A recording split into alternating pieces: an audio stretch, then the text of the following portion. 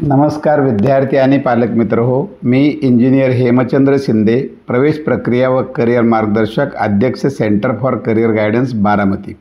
महाराष्ट्र राज्य 15% private BAMS BHMS all India quota second राऊंडसाठीचं seat matrix जाहीर झालेलं आहे. ज्या विद्यार्थ्यांनी रजिस्ट्रेशन केलं त्यांची मेरिट लिस्ट जाहीर झालेली आहे आणि पसंतीक्रम भरण्याची प्रोसेस 4 ऑक्टोबर 2024 पर्यंत आहे.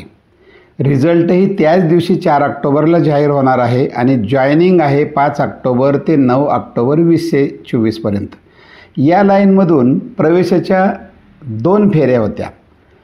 प्रत्येक राऊंडला सुरुवातीला रजिस्ट्रेशन करण्याची सोय होती. त्यामुळं प्रत्येक राऊंडनंतर नवीन मेरिट लिस्ट जाहीर होती. जर 2 फेऱ्यानंतर बॅलन्स जागा राहिल्या तर त्या जागा राज्याच्या 70% प्रोसेसमध्ये वर्ग केल्या जातात. आता आपण पाहूया की पहिल्या फेरीसाठी एकूण 3,335 विद्यार्थ्यांनी रजिस्ट्रेशन केले होते. दुसऱ्या फेरीमध्ये 957 विद्यार्थ्यांची वाढ झाली आणि टोटल 4,292 विद्यार्थ्यांची संख्या झाली. पहिल्या फेरीचा जर विचार केला तर पहिल्या फेरीमध्ये BAMSसाठी 95 महाविद्यालयामधून 1,088 जागा उपलब्ध होत होत्या. आता दुसऱ्या फेरीसाठी BAMSला 3 कॉलेजची वाढ झालेली आहे. एकूण 98 कॉलेजेस आहेत, परंतु टोटल सीट्स मात्र आत्ता 372 आहेत. BHMSसाठी पहिल्या फेरीमध्ये 36 कॉलेजेसचा समावेश होता आणि 424 जागा होत्या. आता कॉलेजेसची वाढ झालेली आहे. 14 कॉलेजेस नवीन पहिल्या फेरीच्या तुलनेत आलेले आहेत आणि एकूण 50 कॉलेजेसची संख्या झालेली असून एकूण शिल्लक जागा 301 आहेत. पहिल्या आणि दुसऱ्या राऊंडसाठी जे मेरिट जाहीर झालेलं आहे त्याचं आपण थोडंसं ॲनालिसिस करूया. मेरिट नंबर 400 राऊंड नंबर 1 मध्ये त्या विद्यार्थ्याला 437 मार्क होते. आता मात्र 400 मेरिट नंबर आहे, त्याला 453 मार्कावरती गेलेला आहे आणि 16 मार्कांची वाढ झालेली आहे. आपण जर पाहिलं 1000 मेरिट नंबर आत्ता ज्याचा आहे त्याला राऊंड 1 मध्ये 380 मार्क्स होते आणि आत्ता मात्र 397 मार्क्स आहेत. तर एकंदर जर आपण अभ्यास केला तर 1000 मेरिट नंबरपर्यंत 15 ते 17 मार्कांनी मेरिट वाढलेलं आहे. आणि आपण जर 3000चा विचार केला तर 3000 मेरिट नंबरसाठी मागील वेळी 10,32,000 ऑल इंडिया रँक होता आणि 186 मार्क्स होते. आत्ता मात्र 3000 ज्याचा मेरिट नंबर आहे त्याचा रँक आहे 7,10,000 आणि 268 मार्क आहेत. 82 मार्कांनी सरळ ते मेरिट वाढलेलं आहे. एकंदर नवीन विद्यार्थ्यांनी रजिस्ट्रेशन केल्यामुळं पहिल्या राऊंडमध्ये ज्यांचे मेरिट होते ते सर्वांचे मेरिट खाली घसरलेले आहेत.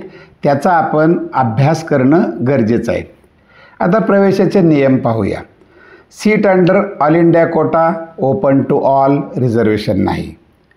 राऊंड 1 मध्ये फ्री एक्झिट होती, प्रवेश मिळाला नाकारला, काहीही दंड नव्हता. पण राऊंड 2 मध्ये या फेरीमध्ये प्रवेश मिळाला, फ्री एक्झिट नाही, तुम्ही तो नाकारला, दंड, डिपॉझिट जप्त होईल. तुम्हाला प्रवेश मिळाला आणि कागदपत्रात दोष आढळला आणि त्या कारणामुळे जरी तो रद्द झाला तरीही डिपॉझिट जप्त. प्रवेश मिळाला, तो स्वीकारला आणि तो पुन्हा सोडला तरीही तुमचं डिपॉझिट जप्त होतं. हा महत्त्वाचा नियम आहे. आता एक महत्त्वाची गोष्ट लक्षात घ्या.